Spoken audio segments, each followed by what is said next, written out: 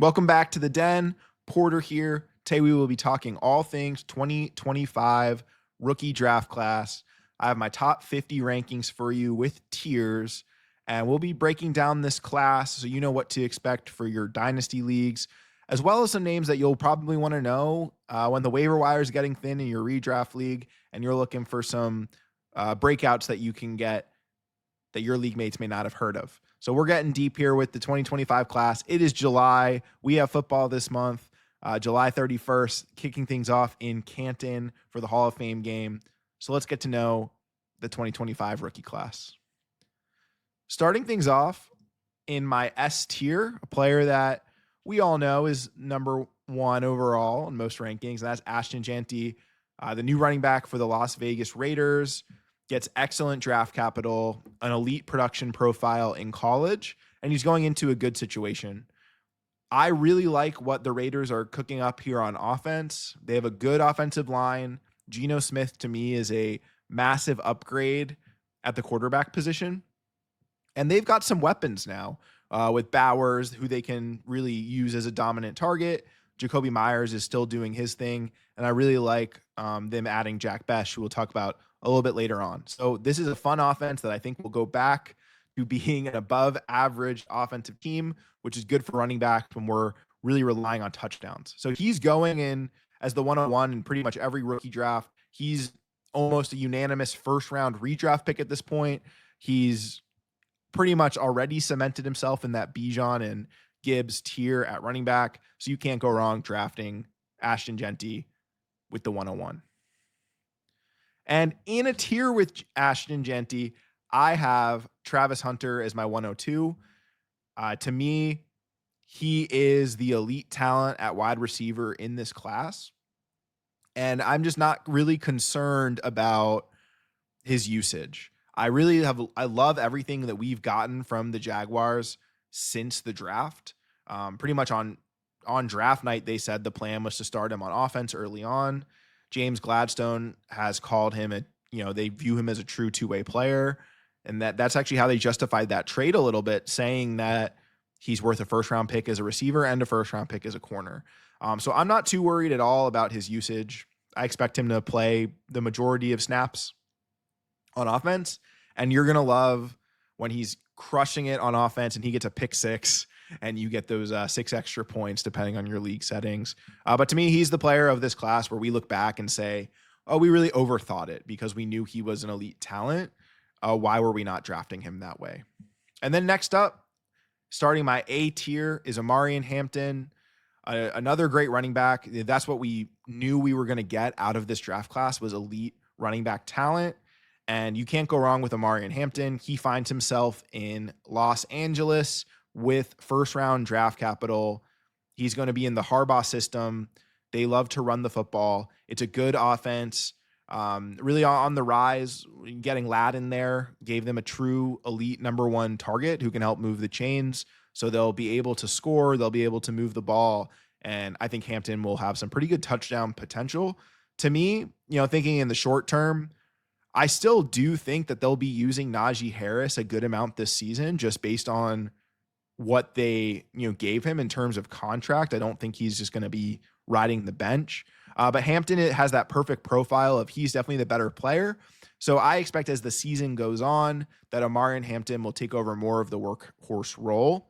So when you're looking into those playoff weeks, Hampton's the guy I think that can just really, really be a league winner down the stretch. At my 104 here in the A tier as well is Cam Ward, the number one overall pick, a player who's really grown on me. Not someone I was too familiar with ahead of this draft process, and he really cemented himself this past year in Miami. But I really like his demeanor. Of course, he has the number one overall pick prestige, so he'll have his opportunities to prove himself in the league. I don't know what to expect in Tennessee necessarily, but what I will give credit to the Titans for having established is a solid offensive line. A lot of times we see rookie quarterbacks struggle and make themselves look bad, like Caleb Williams last year, because they're holding on to the ball too long. They're not, having time to find their receivers. So Cam Ward's going to a situation with a very established offensive line. I still think Tony Pollard's a good player, and Spears, I think they'll be able to run the ball. And I don't love the receiving core that he has, but Calvin Ridley's enough of a weapon where Cam Ward I expect to have like a pretty decent rookie year. And if you're taking him at the 104 in your super flex league, and he just proves that he can play in the NFL, he's going to hold this value into next season. The 105, Tet McMillan, top 10 pick to the Carolina Panthers. And for me, he has the exact prototype of receiver that you want for Bryce Young. I love Coker and kind of what they're building there in Carolina, but I think McMillan will be the clear alpha from day one. And Bryce Young's a very accurate passer. I think he has great ball placement. So getting a player like McMillan who has a really large frame and can go up and get some of these contested catches, give Bryce a player that he can really trust. I expect him to have volume really from the get-go. And I don't want to just compare every player to Mike Evans, but we do have Dave Canales still in Carolina. And so we could kind of envision what the ceiling could really look like with McMillan in a high volume red zone role if we're expecting this offense to continue improving, which we saw a lot of really positive sparks out of Bryce Young down the stretch last year. Starting off, our B tier is Travion Henderson, running back out of Ohio State. And while we're in the B tier here, I'm going to throw in Quinshad Judkins as well. These two players to me are in this tier of their own, rounding out the top 7 here. And it was really hard to distinguish between these two guys. Both very good players who played interesting roles in Ohio State, where Quinshad Judkins was doing a lot of the dirty work. So he was really running between the tackles. He had to do all the work between the A and B gaps. And Travion Henderson got a lot of the outside schemes and, of course, all the work in the passing game. And the thing about Henderson is that he is a very good pass protector. So he's someone the Patriots are going to want on the field. We see the emphasis of what the Patriots are doing under Mike Vrabel, taking Will Campbell at number 4 overall. They want to protect May, as they should. So I think Travion Henderson is going to work his way into that 3-down role earlier than expected. I am a big contract insulation guy, so I know that Ramondre Stevenson has that on his side in New England, but different regime. I think Henderson he may start as more of that 3rd down type of guy, but he's electric enough to take over that role. And for Judkins, I think is an excellent player. I know that there's certainly some narratives about how his advanced metrics are looking, and on paper, he was not a very efficient rusher last year at Ohio State. But to me, it is the role that matters there. I just don't think he had a lot to show. And he's doing kind of the grinding work of that backfield. Whereas what we saw earlier in his college career before he transferred, I don't have concerns about his elusiveness. And he really just blew the doors off the combine, showing that he is that elite athlete on top of everything else. My differentiation between these two is, especially if I'm thinking PPR, to me, Henderson is the pick. And Judkins is going to be a player where he still can make explosive plays, not at the level of Henderson. Henderson's going to be the guy that has those like 80-yard rushes, almost like a Jahmyr Gibbs light type of role. And Judkins, I think, will be a little bit more touchdown dependent. And when you're kind of a bruising running back and you're on what's projected to be the worst offense in the NFL, those two things don't really go hand in hand. I still believe in Judkins long-term, but I will lean Henderson. However, I have these two guys in a tier of their own. And then starting off the C tier is a player who I adore, and that is Caleb Johnson. And Caleb Johnson, to me, I don't know if it's just because playing at Iowa, he had the black and yellow jersey already. I can just picture him as a Steeler. He is perfect for this Arthur Smith offense that's going to want to run the ball. Things are a little bit more stable now than they were right after the draft, with Aaron Rodgers officially being a Steeler. I did a whole video breakdown on what Rodgers has left, and I think it is certainly 1 year. Historically, we've seen guys play at age 41 uh, and still be able to perform. So I think Rodgers is competent enough. Not saying the Steelers are Super Bowl bound, but I really do like Caleb Johnson. I think they will lean heavily on him. Early on, I'm sure it will be a split with Jalen Warren, but Caleb Johnson, and this applies to Quinshad Judkins as well. They're two guys that I just don't think got to showcase their pass catching chops very much last season, but I still think both of them have the skill set. So I could see these two players surprising us with what they're able to do in the passing game. And Mike Tomlin has already raved about Caleb Johnson and everything that he's going to bring to that offense. And I guess I'm very excited to talk about this player since he's popped up on the screen twice here already. And that is Emeka Egbuka in the same tier here as Caleb Johnson. I adore Emeka Egbuka as a player. I guess that's the theme of the C tier here. And he's someone that really grew on me in terms of the fit. I was pretty upset on draft night, mainly because I am a Jalen McMillan truther, and I was so excited about his opportunity this season. And then boom, the Bucks take Emeka Egbuka. But I understand why. He is a quarterback's best friend. He plays a similar role here. I know it's an Ohio State comp, but he's a lot like JSN in the sense that he can play inside and outside. I don't think he's as good of a prospect as JSN was, but that's really the role that we can envision him.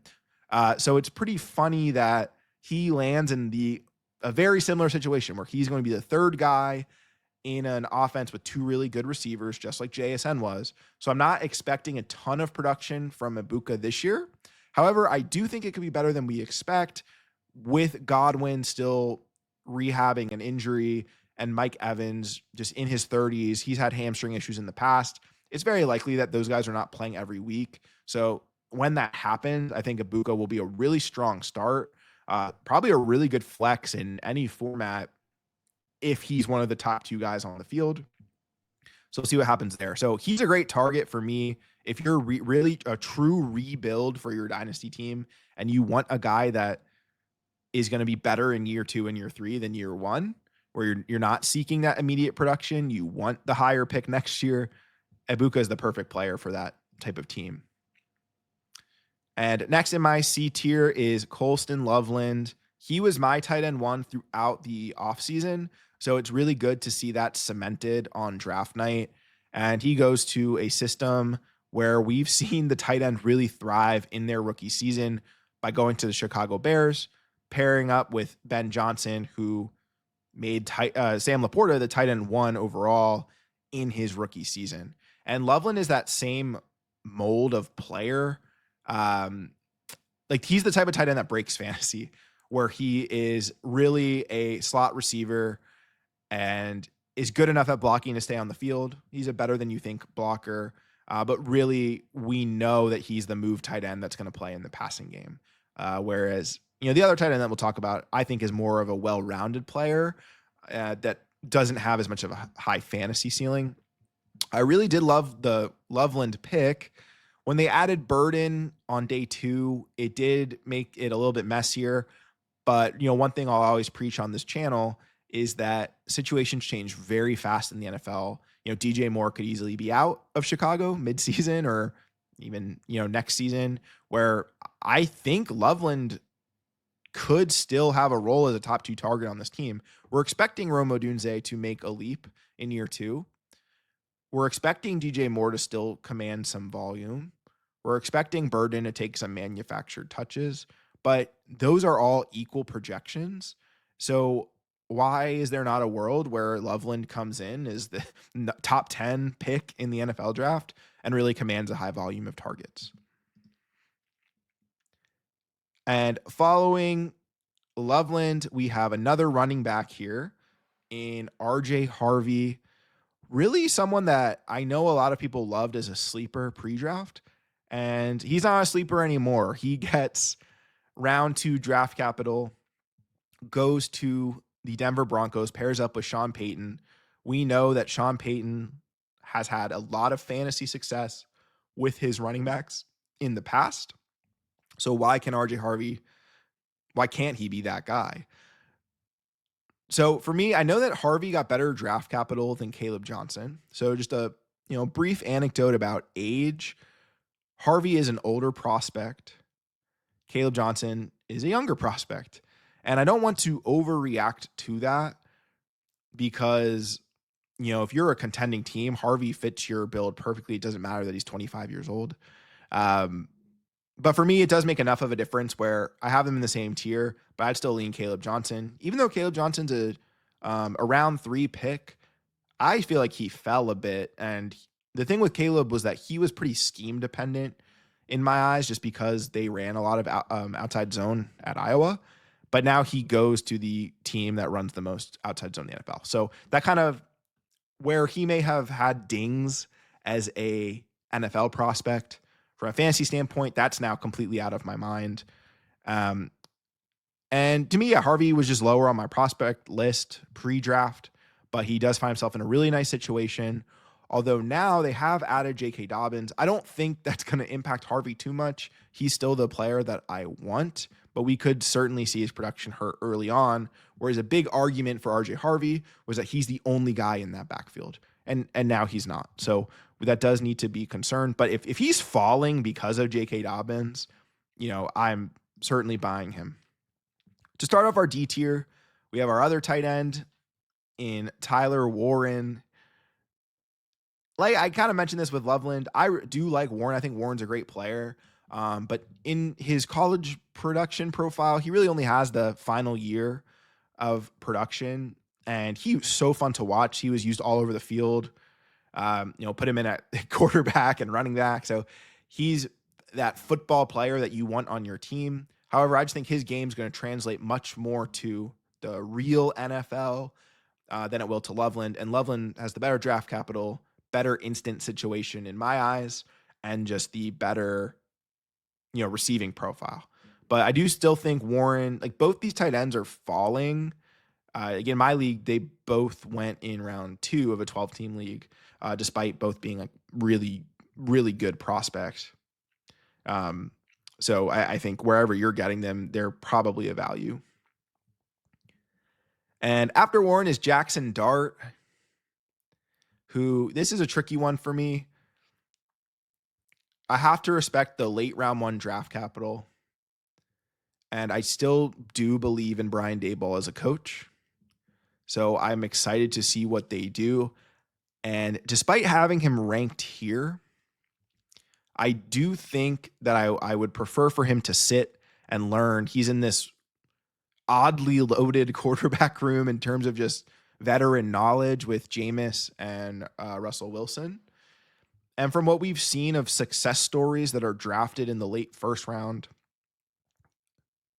like Aaron Rodgers, for example, these are guys that sit and develop. And then on the flip, when we have a guy like Kenny Pickett get drafted late first, not really this true round 1 talent, be thrown into the mix early on, the results aren't as desirable.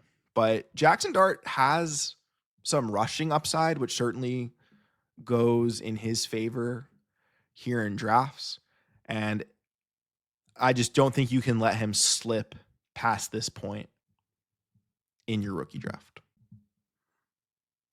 And after Dart here, we will go Matthew Golden, drafted in the first round by the Green Bay Packers, a team that has been really looking for a true wide receiver 1 for their team, and a team that also historically does not take receivers in the first round. So they really saw something in Matthew Golden, and I always do want to give some weight to who the organization is that's drafting a player, where I have faith in Matt LaFleur. I have faith in the Green Bay front office to identify talent. And I think Matthew Golden falls to where he should have in the draft. There was a lot of buzz like the week before where he may be the number 1 receiver off the board. A lot of teams were really high on him. McMillan was falling. And of course, that was all, smoke and no fire there. So Golden goes to a team with an army of wide receivers, but not really a standout guy. And interestingly enough, I kind of think Golden falls into that mix in a lot of ways, where I can see him being a really good contributor to that room, but I don't know if, to me, I view him as the alpha. But I'm going to respect the draft capital and also listen to players who are better at evaluating wide receivers than me. I know Steve Smith, who I'm a huge fan of his content and was a big fan of his as a player. Matthew Golden was his wide receiver one in this class. So Golden has his fans. He's tied to a good quarterback, good offense, good coach. So to me, I would have no hesitation drafting Matthew Golden there at his value.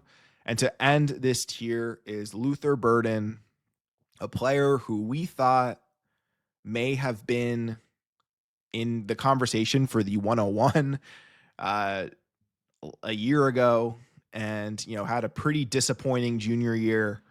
At times became disengaged with his offense. But Burden's a tough player, and the more I watch his film from last season, the more I see him take big hits. And I just think when, you're risking it out there and things aren't going your way, he's a kid who got disengaged, and hopefully he fixes that. Although it is looking a little bit bleak. He's missing a lot of time in the offseason, nursing an injury. He has not signed his rookie contract yet.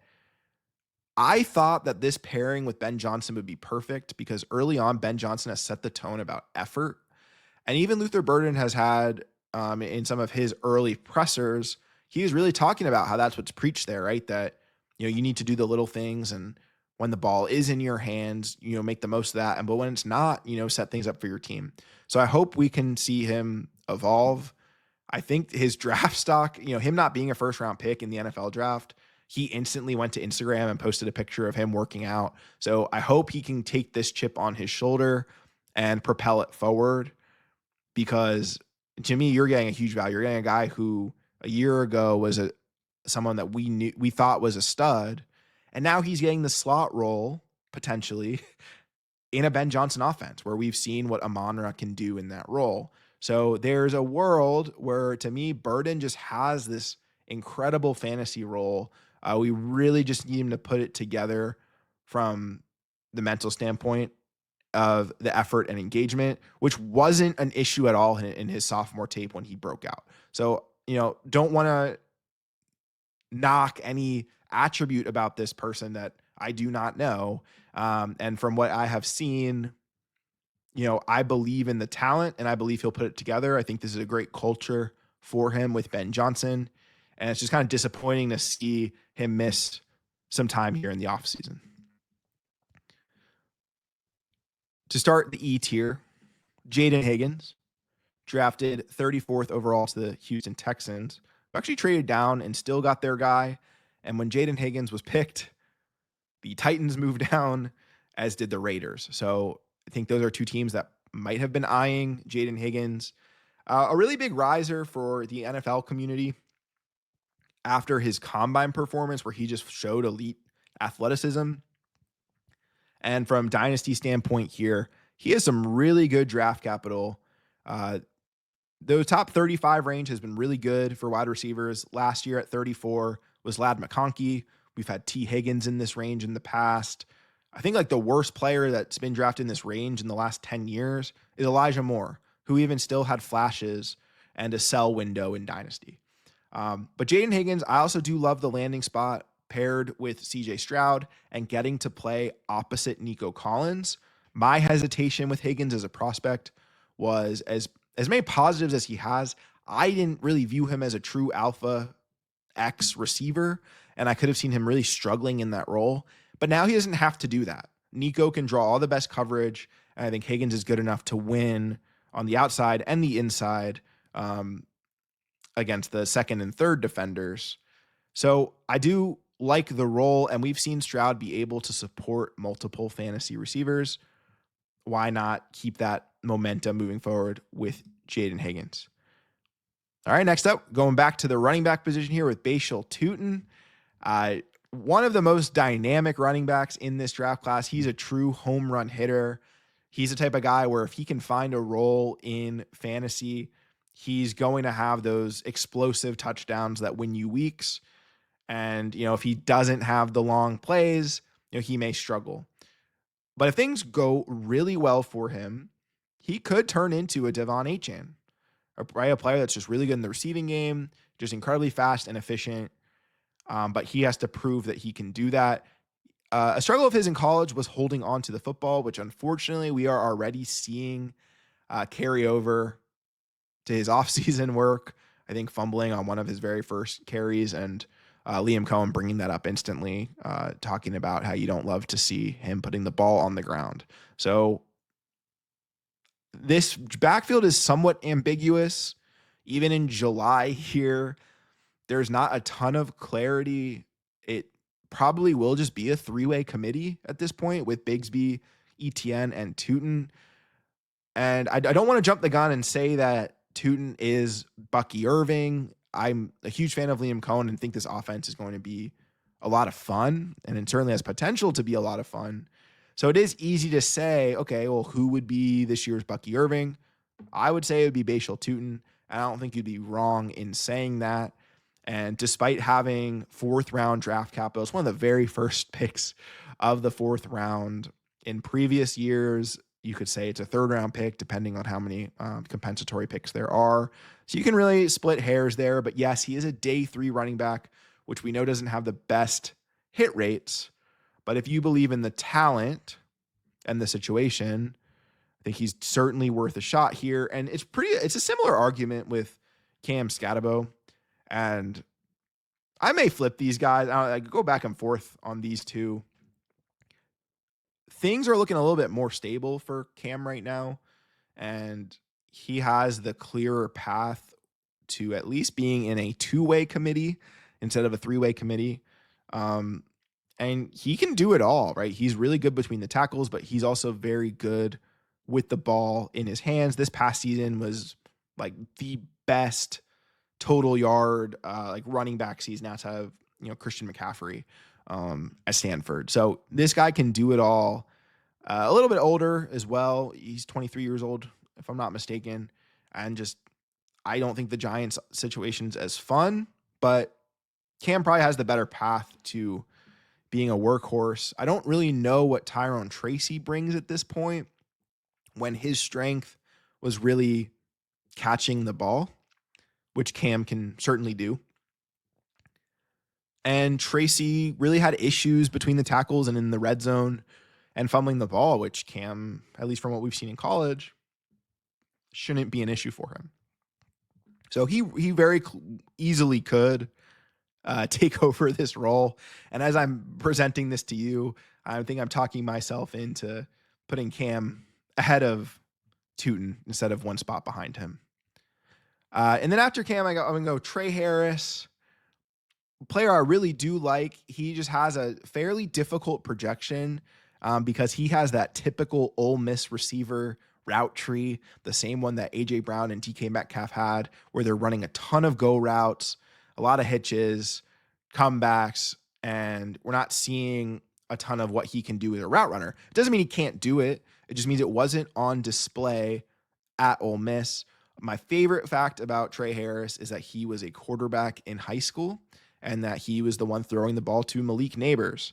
And I think that does matter because he's going to be a quarterback-friendly receiver, which is exactly how Herbert refers to Ladd McConkey, right? A player who just understands the spacing and leverage and knows to come back to the ball and be where his quarterback will be looking.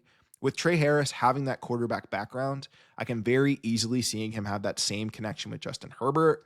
And outside of Ladd McConkey, Trey Harris is certainly the Chargers wideout that I want. And he has a lot of potential still, where just like we saw with A.J. Brown and DK Metcalf, right? Like we've seen this profile hit. And we saw this profile hit last year as well with Brian Thomas, although a much more explosive athlete than Trey Harris. He was, for a lot of folks, a tough evaluation because of his route tree, and he just went in and dominated the NFL as a rookie. So there is certainly a case to be made that Trey Harris should be higher. I know you'll definitely see him much higher on other rankings lists, but to me, I still do view this player very, very highly. And then rounding out this tier right after Trey Harris with another round 2 wide receiver is Jack Besh.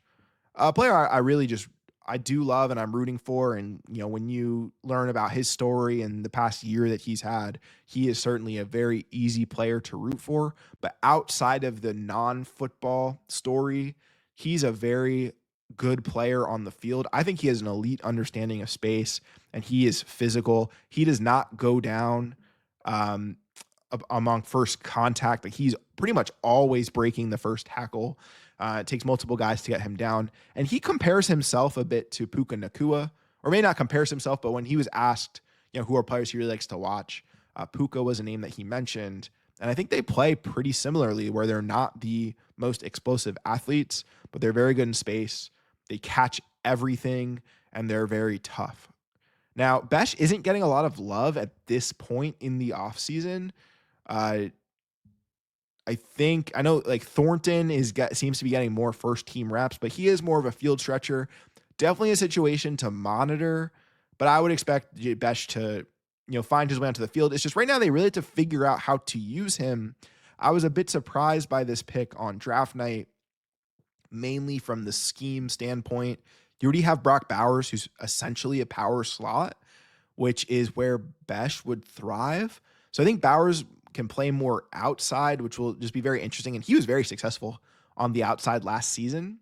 So it's not about Bowers not being able to do that. It's just, Besh kind of would fit in that role. And then Jacoby Myers is also a slot player. So I'm really curious to see how they use these receivers. I think they're all good players. It's just gonna be very interesting to watch that rotation on the field, but hopefully Chip Kelly can figure it out. And starting off with our F tier player I love, Kyle Williams. One of just the true players of this draft class that like just jumped out on tape.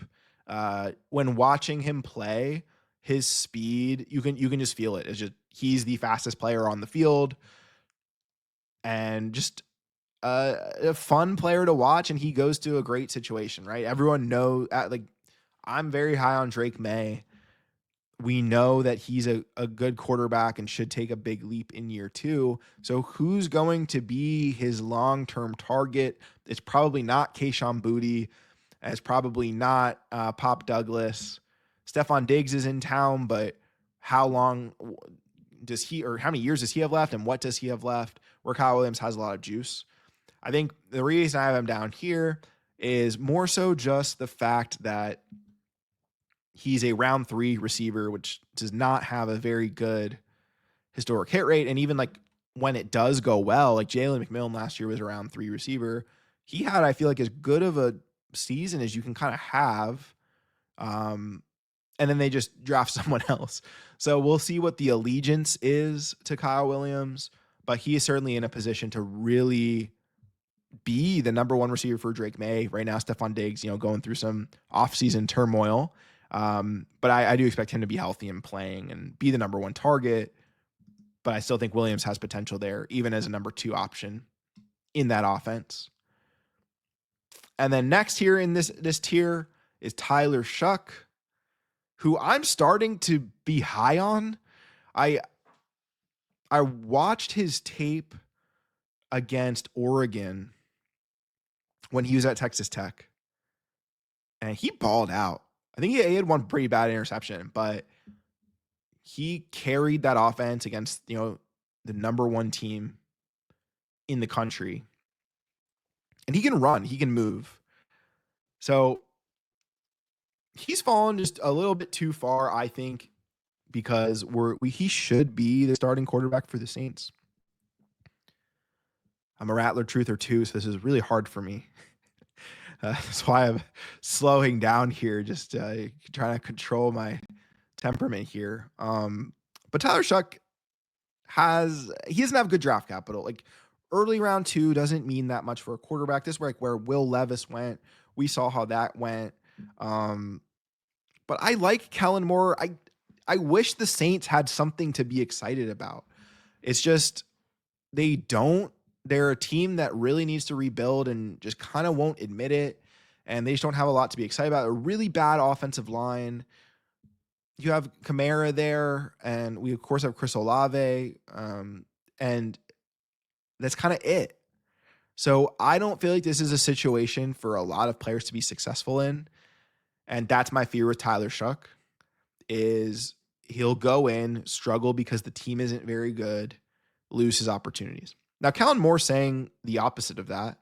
He's saying that Tyler Shuck's going to have as many opportunities as needed to prove himself, which is why, to me, I think starting quarterback, super flex league,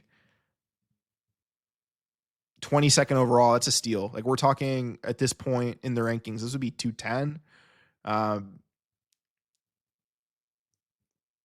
I can see arguments for moving him higher. I personally won't do it. But I am rising a bit on Tyler Shuck. All right, next in our F tier is Terrence Ferguson, really good athlete. And to me, like another steal of this draft, like that's what's so interesting about this draft class is last year we didn't think this draft class would be very good. We knew it would have some running backs that were worth targeting, but didn't feel very deep. And I don't know if this is just rookie fever, but at this point, this is a deep class to me. Like I like a lot of players. The receivers surprised me. We got some really good tight ends. So the fact that we're getting a guy like Terrence Ferguson here in what would be a late second round pick just speaks volume to the quality of this draft class. But Terrence Ferguson may not have the most productive collegiate profile, but he's very athletic. And that to me translates a lot. I think we know that of all positions, it seems like athleticism means the most at the tight end position in terms of making these projections. And Terrence Ferguson has great draft capital. And he's taken by a coach who knows what he's doing, right? He's going to the Rams. He's paired with Sean McVay. Sean McVay has been looking for a tight end for a while. Last year, they tried to trade up to get Brock Bowers, and they couldn't. We've seen Tyler Higbee be very productive when he's featured in the offense.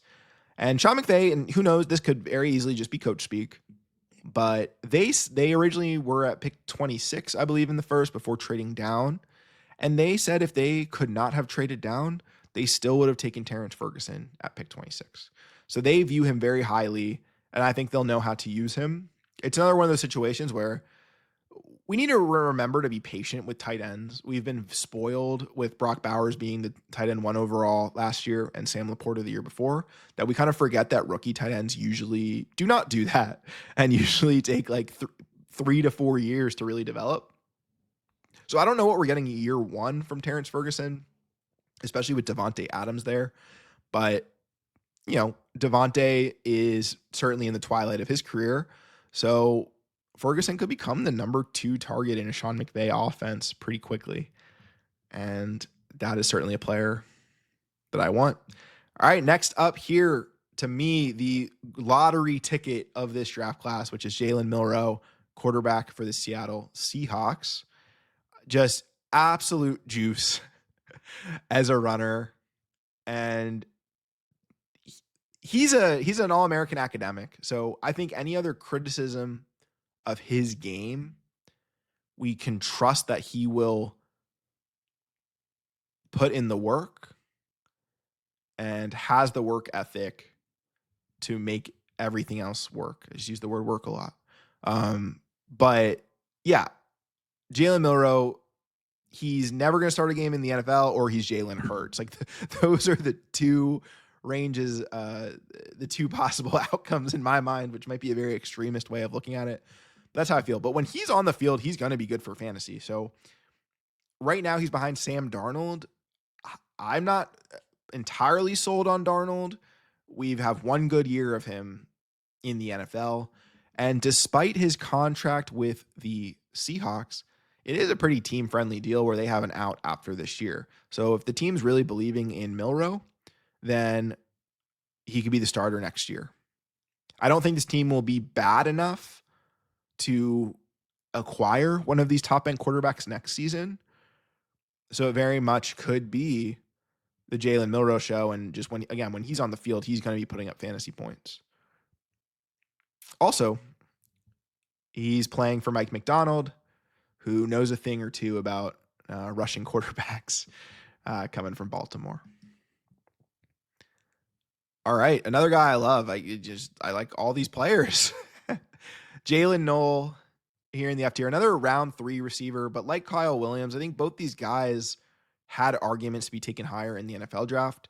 And Jalen Noel, I want to be getting in all my leagues because we talked about Jaden Higgins earlier, but Jalen Noel will most likely have this slot role in the Texans offense. And we've seen Tank Dell be very productive as that inside out slot player. I know that they traded for Christian Kirk, but Noel to me is a better player. Just plain and simple. I think he'll certainly be the starter. If not right away, it should be right away. But if not right away, I don't think it's going to take very long for him to prove that he earns that status. And with Nico and Higgins on the outside, both, very, very good threats in their own right, I think things will just really open up for Noel in the middle. So the question becomes, can Stroud support 3 fantasy wide receivers? We saw last year when everyone was healthy, we saw Nico, Diggs, and Dell all be good, but not really on the same weeks. It was, a little bit more ebb and flow with when those guys were having their successful games. But I don't know. Noel, if he can really secure this role, I think Stroud's going to love him. Mason Taylor, New York Jets, probably their number 2 target behind Garrett Wilson. I don't see who else it would be. And Mason Taylor, not as exciting of a profile as someone like Colston Loveland, who we talked about earlier. But Mason Taylor, to me, is a pro-ready tight end. He just does everything really well. He'll really help them in the run game and enough in the pass catch, or enough in the receiving game. What do the Jets look like under Justin Fields? Not entirely sure. We know that Aaron Glenn's saying they're going to be a run-heavy team, as they should be. So I don't really know how much volume there is for Mason Taylor to be a very productive guy. But, number 2 weapon most likely on this team. And we got to respect the draft capital. Sticking with our tight end theme here to start our next tier, it's Elijah Arroyo. It's very sneaky draft capital, still in the top 50, going to Seattle. And that's another receiving room that just doesn't have a clear... Well, okay, I guess they have Cooper Kupp. I expect JSN to really dominate targets there. I'm not sure where Cooper Kupp is at this stage of his career. Didn't like what I saw there last year. So Arroyo should very easily be the number 3 target on this offense. Another great athlete. So just take everything I said about Terrence Ferguson and apply it to Elijah Arroyo, where I think this will translate. This team clearly wanted him with where they took him, and just a good path to targets. Next is Jaden Blue, the running back for the Dallas Cowboys, someone that certainly went higher than expected. I was pretty surprised with the direction that Dallas went. I don't know why they didn't take a running back earlier. However, the word coming out of their camp is kind of just that they liked so many of these running backs that they were just going to take whoever fell. And, I'm sure they got to watch Jaden Blue at Texas. But he does have an element to his game that could help this team. This backfield, again, just like last year, is going to be really ugly. Javonte Williams is probably going to grind to 1,000 yards somehow, just like Rico Dowdle did last year. But what I'd be expecting from Jaden Blue is the very early career Tony Pollard, maybe high praise, and we'll see if he can live up to that. But he gives this offense some juice that it has been missing, right? Like, they haven't had an explosive playmaker out of the backfield for a few seasons now. And I think Dak will love, dumping it off to Jaden Blue. I don't know what his touches will look like. I don't see him. He's not an every down running back to me. So I think Javonte Williams will still get a lot of the important touches, which feels so weird to say. But Blue just has opportunity, and that's what you're asking for at this stage of your rookie draft. And similar story here for Jarquez Hunter, who goes to the Rams in early round 4. And he also gives this backfield a new element that it is currently missing. Blake Corum and Kyron Williams, Sean McVay has said it himself, they are basically the same player. That's why they loved Blake Corum, because he reminded them so much of Kyron Williams and just the skill set. They knew they could use them interchangeably. That, of course, didn't really happen. Blake Corum didn't really see the field that much. But Jarquez Hunter is a different player. He doesn't have the same mold as those two do. He is electric. He's more speed. So I think because of just him being different than what they have, he can find his way on the field, and he has good enough draft capital. Again, he's in that high round 4 range, so kind of like Scatabo and Tootin, just a little bit less murky of a situation. Woody Marks, another player I really like, who I think, I know they signed Nick Chubb, but Woody Marks is a very good pass catching running back. I think he's one of the best in this class. Just leaves a bit to be desired in the rest of his profile. Mixon and Chubb are both older running backs, so there's certainly upside for Marks, but I do think he can carve out enough of a role early on to be relevant. Get a couple catches. Harold Fannin, a very exciting prospect. There is a huge war over him in my home league rookie draft. So he's a very popular player, but just a very exciting profile, just a pure receiver at tight end. So he's kind of a bit of that tweener role. And he's playing behind David Njoku now. But if I'm not mistaken, Njoku should have an out after this year.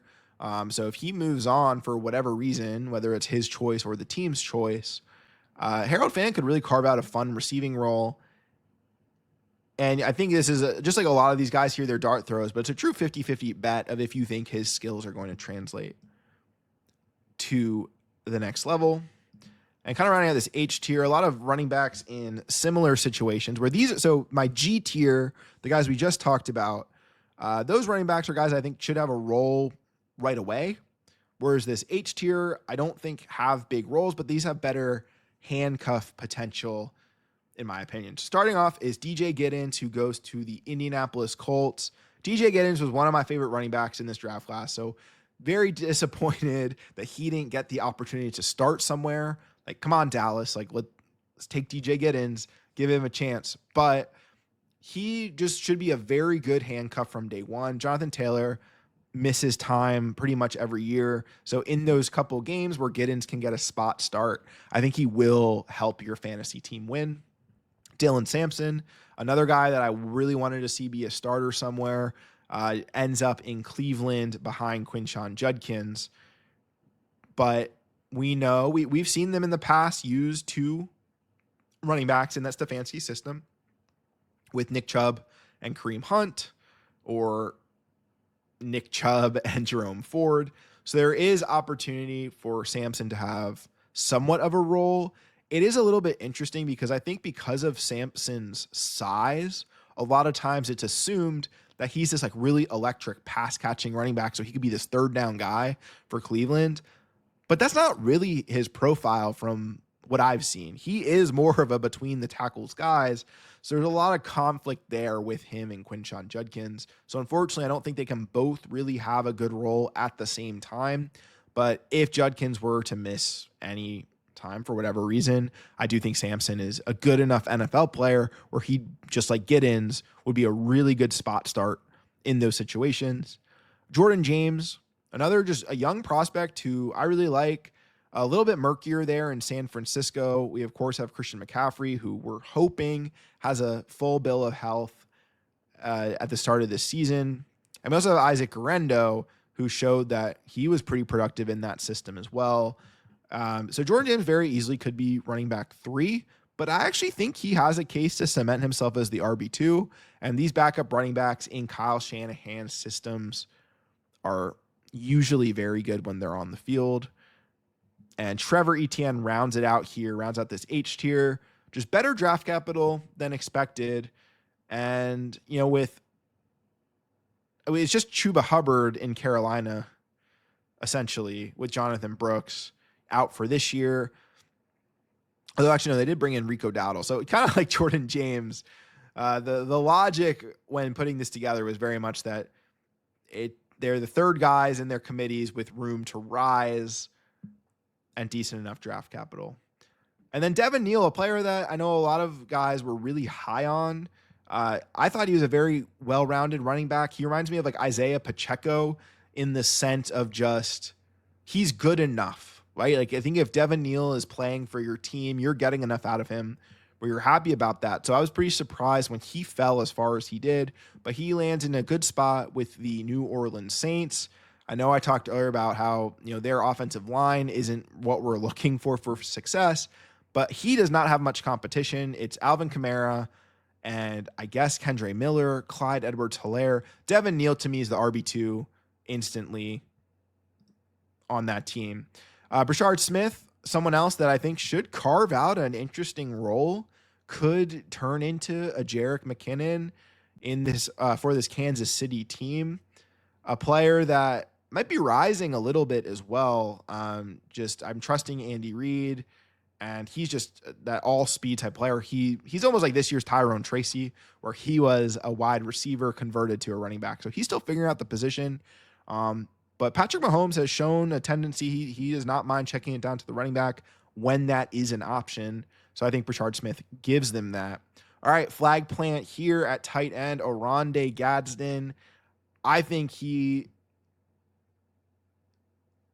is trying to find the words to describe him. I'm an orange man, so I love this player. But he was Syracuse's leading receiver 2 seasons ago, and a couple yards short of being a back-to-back 1,000-yard receiver.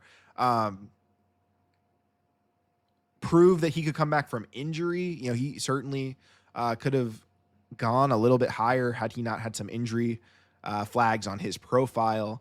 But I just love where he landed in Los Angeles. I think they need a tight end to step up. We saw Will Dissly do pretty decent from a fantasy standpoint last season.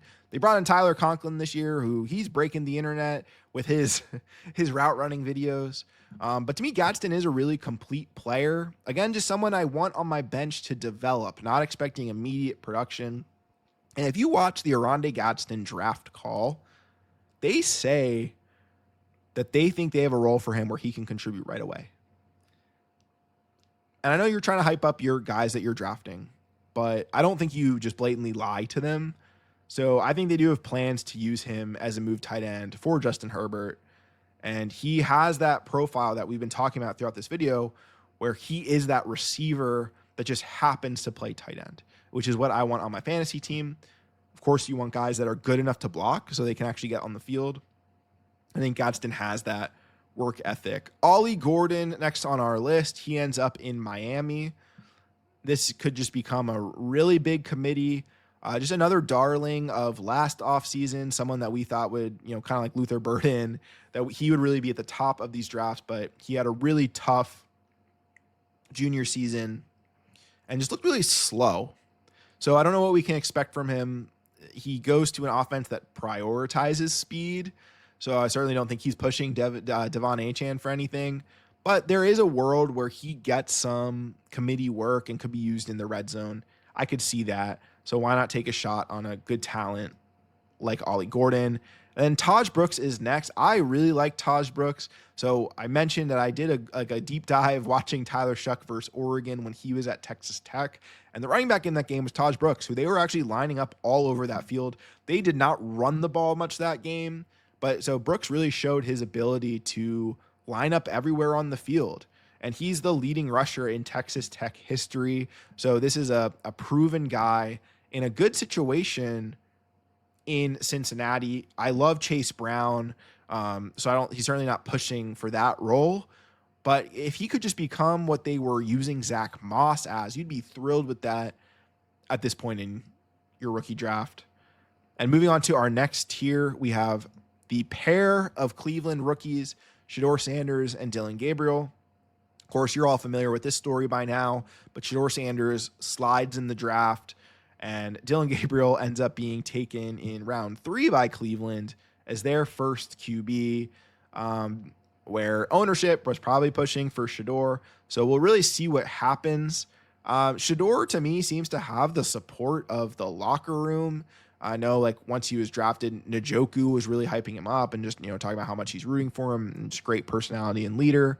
But now we've also seen Shedeur kind of slide into this weird off-season stuff with speeding, things that you wouldn't expect from Sanders. So I don't know what's going on. In all honesty, I'm probably staying away from both these guys. It's going to be Pickett or Joe Flacco starting for this team. But I have to respect my own analysis a little bit, where for me, Shedeur Sanders was my number 2 quarterback in this class, as I know he was for a lot of people. And I don't feel like there's any like weird messaging with why he fell. I think teams are allowed to evaluate players how they want to. And if they don't think he's going to help the team win, then that's why he falls. But there's still enough upside there for the talent for me. And we got some receivers here in Pat Bryant, Ty Felton, Isaac Tesla, and Jalen Royals. All kind of in the same category for me. Just Bryant, Felton, and Tesla, all round 3 guys in decent situations. And then Royals, of course, going to the Kansas City Chiefs, where now they have this plethora of receivers as well. So I'm taking a shot on these guys. Don't mind adding them on waivers. And then rounding it out here with our K tier, Will Howard.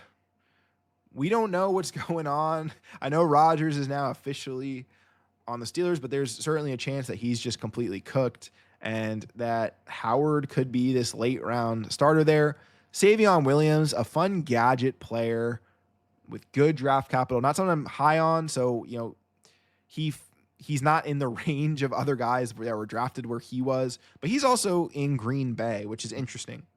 So see how they plan on using him. Might be as like a Deebo Samuel type of player that may try to be their vision there. Damian Martinez, a player who I loved pre-draft, unfortunately goes round 7 to the Seahawks. So he's behind Ken Walker and he's behind Zach Charbonnet. He's just a dude I would stash based on the talent alone. And if somehow he does get an opportunity, whether that's through someone leaving in, free agency or injury, I like to think he's good enough to produce. And last on my list, right on my top 50, got to be a homer here, but it's LaQuint Allen. To me, the number 2 pass protecting running back in this class. I mean that, behind Henderson. He is such a good pass protector, and he's a very good pass catcher. So I think he's going to carve out a role early on. So let's add him to that Jaguars backfield, make it a 4-man committee. But he has great hands and a very good pass protector. So I think, I don't know where everyone in that system is going to fit, but he could very easily fit as a third down back. At least we hope. Remember, at this part of the draft, we are just projecting for upside and maybe hoping we get a spot start for these guys. So that rounds out my top 50. What do you think is your favorite ranking or the worst ranking? Certainly let me know. Always open for conversation. Thanks for checking this video out, and best of luck to you in your 2025 drafts.